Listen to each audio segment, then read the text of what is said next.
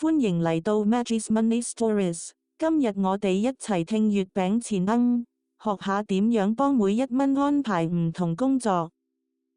中秋節嗰日，俊俊幫手拎燈籠，美怡怡俾咗4個閃靈靈嘅硬幣佢。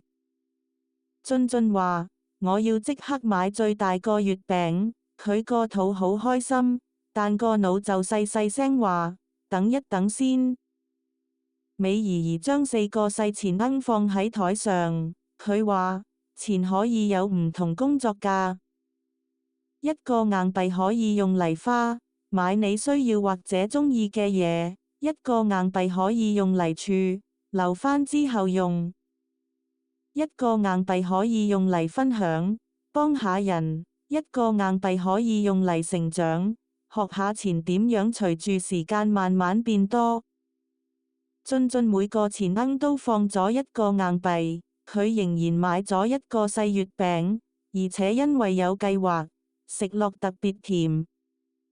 美怡怡笑住話：預算唔係龍，係一張地圖，幫你啲錢揾到啱行嘅路。今日嘅小小金錢智慧，預算可以幫我哋決定每一蚊做咩工作。金錢習慣唔係財務建議。小朋友做金錢決定前，要同可信任嘅大人傾下。